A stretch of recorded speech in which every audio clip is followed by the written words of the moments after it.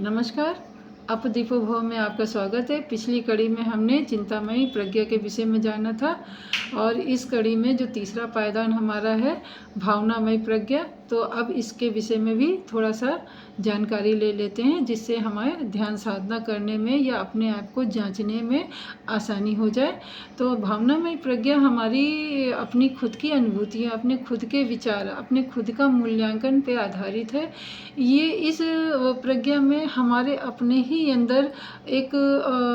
ज्वाला जैसी उठती है और खुद बनती है, खुद बिगड़ती है। जैसे खुद प्रकटित होती है और खुद प्रस्फुटित होती है, यानी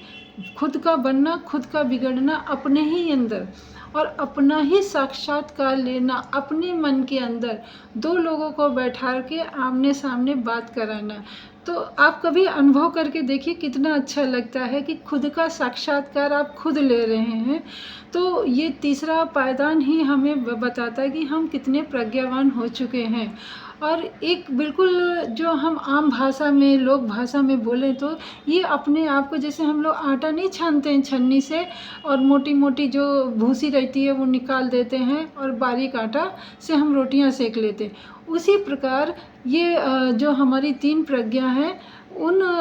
प्रज्ञाओं के चलते हुए पहला पायदान, दूसरा पायदान और तीसरा पायदान में बिल्कुल हम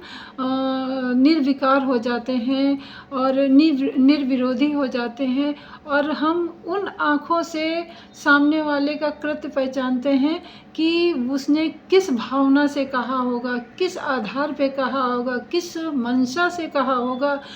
तब जाके हम लोग सही निर्णय लेने में सक्षम होते हैं। और ये जो हमारी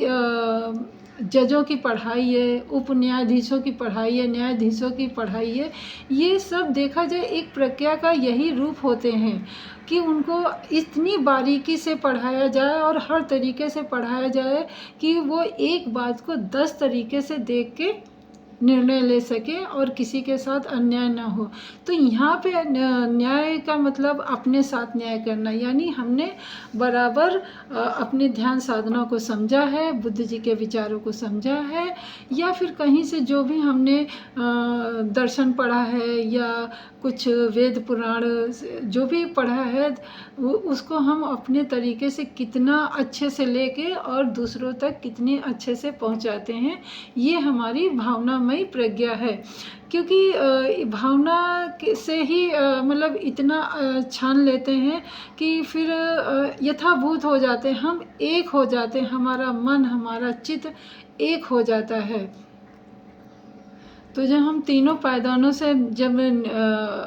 निकल आते हैं तब जाके हमें अनुभूति होती है कि हमने सही निर्णय लिया है या किसी बात को सही रूप से जाना है। तो आशा है आप लोग थोड़ा सा अपनी साधना में इसका प्रयोग करके समझने की कोशिश करेंगे, खुद का साक्षात्कार खुद से कराएंगे और अपने मन में उठने वाले सवालों का निवारण भी आप खुद करेंगे, तभी वो सही निर्णय आप लेने में सक्षम हो पाएंगे। तो मिलते हैं नए ज्ञान के साथ एक नई वीडियो में। तब तक के लिए बुद्धं शरणं गच्छामि, सद्बुद्धि दे सबको, आपको भी। हर